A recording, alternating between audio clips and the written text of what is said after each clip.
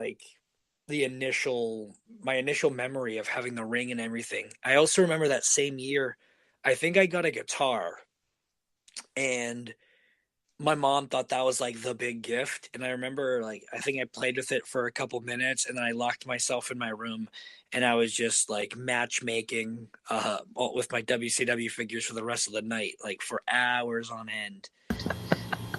Um, and then, geez, like, when did the real collection start? I guess, like, I always collected, and I was always like a weird kid in the sense where, like, I begged my mom to let me like get two of everything because I wanted one to open and one to keep. Like, so strange. That's so genius from like a such a young age. I never thought. I mean, all my stuff. I have like a WWF ring that's ripped to shreds and an Ultimate Warrior wrestling buddy that just destroyed, but I still kept it. I mean, how do you come across that stuff? Is it like just what you find online, like flea markets? What's the deal? There's some really. I mean, I think I saw Jake the Snake Roberts Pez dispenser. There's all kinds of crazy stuff in there. Oh, so the Jake the Snake, it looks like a Pez dispenser. It's actually a water gun, and I'm looking at it right now. Um, so a lot of the stuff, it just depends. So I used to do a lot of eBaying, but now with the Major Wrestling Figure podcast, I love them to death, but like they kind of ruined the action figure game. Like these people online are like trying to charge $40 for like, geez, like a $5 toy, and like it's to the point where flea markets are definitely my go-to. Flea markets or just at shows, or I have friends that like to get rid of their stuff. My buddy Mike Pava, actually the guy that sold me the Jake the Snake, he sold me like a box of like bone crunchers and a few other cool toys. I think he charged me like $50 for the lot, and they're all like mint on card in box, just because he didn't need them, and he knows that, yes, they're worth a little more, but not much more. And like if he put them on eBay, he would have had fees on top of shipping. Like it just wouldn't have been worth it. So he'd rather just had the cash in hand. Um, but And yeah, go to somebody who's going to appreciate them too, and not try to resell them and stuff like that. So I think that adds a lot to it as well. exactly. He knows that they were going to a good home. He's actually the one that sold me the Hardcore Heaven 97 shirt as well, and the Chris Candido shirt that I own. Oh man, the no gimmicks needed shirt. That's so cool. Actually, listen, while we're on the topic of games, I'll put you on the spot. All time favorite professional wrestling video game. Ooh, jeez. It's not Either, easy. It's not easy. either I really enjoy Here Comes the Pain, or real odd choice, Def Jam Vendetta. Really, I never played Def Jam Vendetta. I always thought it was more of like a fighting game with pro wrestling elements in it. Yeah, there was a ring, so I consider it a wrestling game. I think WCW did a video game where it was all backstage wrestling and there wasn't even a ring, so it's technically more of a wrestling game, than the Yeah. WCW one is. So It yeah, was that's called fair. it was called Backstage Assault, and don't you dare disrespect it, because that was a hell of a game. There's no way anybody enjoyed playing backstage assault, dude. Except me, especially when I beat Vito for the hardcore title. I remember they had Thunder, which was also a pretty rough game. So I think those early PlayStation 1 games for WCW were a little tough to play. I mean, listen, the Nintendo 64 games, however, started a generation of video games. WCW versus the World, WCW versus NWO Revenge. That's where my money went. Yeah, those were both great games. I had another game in mind that I wanted to mention really bad. Oh man, not if we're gonna talk about the worst wrestling games in history, let's talk about Backyard Wrestling, the video game. Both of them were awful, but also incredibly amazing that you got to play as indie wrestlers in some of those games. I also think they had pretty awesome soundtracks, if I remember correctly. I didn't spend a lot of time with those, but I I didn't know that you could play as indie wrestlers. So Yeah, that was for PlayStation 2. that was PlayStation 2 in the second Backyard Wrestling game, and yes, there were two of them. Sanjay Dutt was in it, Sandman was in it, Ruckus was in it. In the first one, you could play as this guy named Tom Dubb, Madman Pondo, the Rude Boy, like all the juggalos and juggalettes were in the game. And yes, the soundtracks were not bad. Juggalo homies, homies. Whoop whoop. Did I miss a Juggalo Championship Wrestling video game? They never came out with one, right? The JCW never had a game, but ICP were a focal point in the backyard wrestling first video game. Were you a Juggalo growing up? I was not a juggalo, but at a really young age, I found out about Juggalo Championship Wrestling, which back in the day was known as Juggalo Championship Wrestling. I have all three volumes on DVD, and I still every once in a while will pick up like the Gathering shows on DVD, like their Legend shows or Bloody Mania. My goal is to wrestle at a Gathering. ICP had a VHS out called Stranglemania, and that was where I Yes. was first introduced to.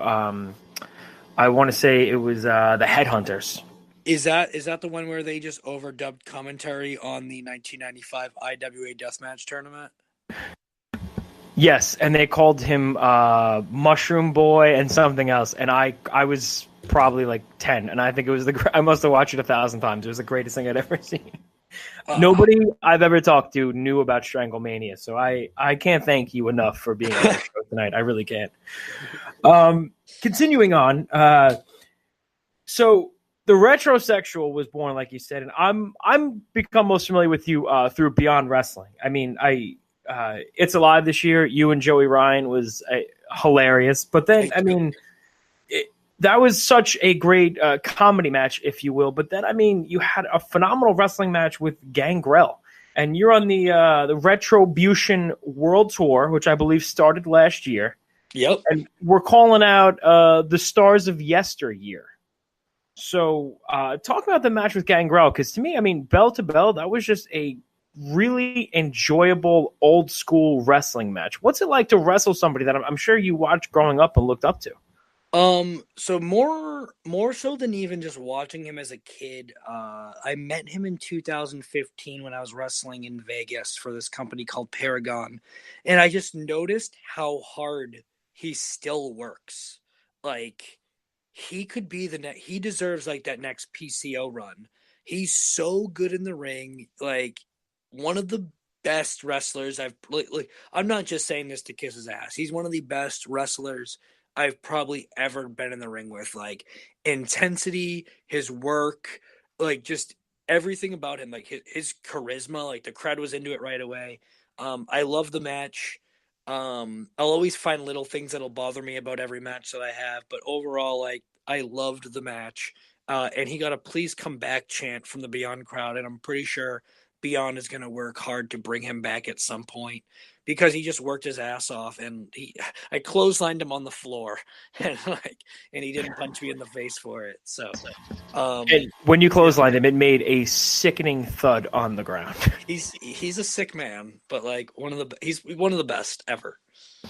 I didn't, with Gangrel and PCO, now that you mention it, I mean, that writes itself. That would be fantastic. Beyond Wrestling is doing such really cool stuff with the Uncharted territory, and I mean, the atmosphere for you and Gangrel was so cool. And speaking of Uncharted territory, this week was probably and I'm not just saying this, my favorite segment in quite some time. It was the GWO. Oh, thank you. I mean, the crowd was insane. The big Stevie Cool. You have a match coming up this Sunday with Stevie Richards, dancing Stevie Richards, big Stevie Cool at Beyond Wrestling Lethal Lottery. I mean, what can we expect on Sunday, and what was that atmosphere like on Wednesday? It just looked like so much fun. That's the only way I could put it. It just looked fun. To answer that question first, I was really nervous about the segment because Beyond Wrestling has always been known for their in ring, like the wrestling, and they don't usually do promo segments like that. Like that's like a really rare thing. So I wasn't sure if I was gonna like get turned on for it, if the crowd was gonna just be bored and sit on their hands. But the crowd was into the entire segment. Like the promoter Drew Cordero at the end of the night gave me like a big thumbs up. Like I asked him how he thought it went. He's like, You know how it went. It was awesome.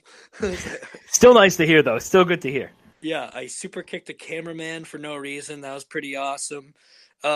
Sunday, I'm really excited. So I've met Stevie Richards a couple times. I've wrestled Blue Meanie, I've wrestled Thomas Rodman, and I've wrestled Hollywood Nova. I've never wrestled Big Stevie Cool. So this will kind of, I guess, finish the circle of BWO members. I'm really excited for the match. So far, I've had two Retribution matches and beyond. One with Victoria, one with Gangrel. They both got please come back chants after the match, and we hugged and shook hands at the end. Big respect. So I kind of plan the same thing. Hopefully, happens this Sunday. They're expecting possibly the biggest crowd in Beyond history this Sunday, which is really exciting in their debut in North Kingstown, Rhode Island. Like I said, I'm really excited for it. The crowd, I know the crowd wants to go in. They want to see Stevie's best ofs.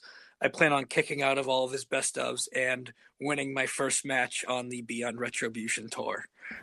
I wasn't going to bring up the win-loss record on the tour, so I feel like there's a good starting point. It's going to be this Sunday. And Stevie Richards, who is in better shape than most of the Raw roster at this point in his life. So I'm really looking forward to that. And you mentioned, Victoria, Gangrel, Stevie Richards. Can you give us a little bit of a teaser of who else might be on this Retribution tour going forward? All right, so I will start this and preface this by saying there is no one else officially announced. This is strictly my list. Okay. I'd really like to wrestle D'Lo Brown. Awesome. Okay. Very high on my list is Too Cold Scorpio and C.W. Anderson. Oh, this is so great. Okay. Yeah. Tracy Smothers. Super Crazy. David Arquette. If I can find a tag team partner, I think one of my biggest gets would be the Rock and Roll Express, especially after their most recent WrestleMania weekend appearance versus EYFBO/LAX. And then I have a ton of other names, man. Psychosis is on the list. Little Guido, Blue Meanie, just to name a few. You are wrestling 1996, and I love everything about it. Thank you.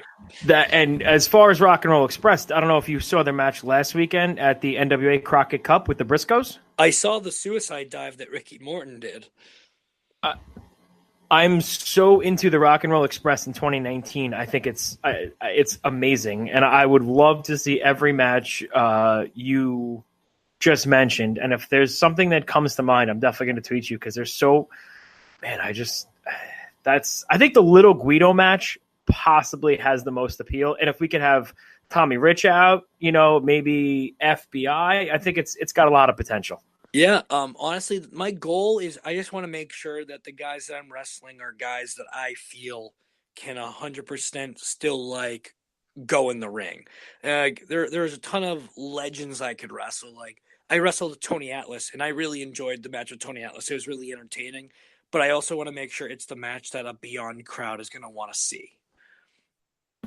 Yeah, I mean, I saw Little Guido wrestle Killer Cross at House of Hardcore about a year ago, and the match tore the house down. So I totally see what you mean. It's not, it's you want it for the experience, but you also want to have a great match. And I think everybody you just mentioned on there would be awesome. So definitely check out this Sunday, Beyond Wrestling Lethal Lottery. However, you were a very busy man WrestleMania weekend. Yes. The WWN Live Super Show, the 7-way elimination match. There were so many people in it. It was Shotzi Blackheart. John Silver was in that match. Harlem Bravado. You came out on top. I don't want to speak for everybody, but I think the match stole the show. It was one of my favorite matches of that show. Thank you. And you earned a WWN, contract. Tell me what that match was like, because I can't imagine a match with 7 people being very easy, and what that experience was like signing the contract in front of everybody. So yeah, man, the match is really difficult. You have 7 different people.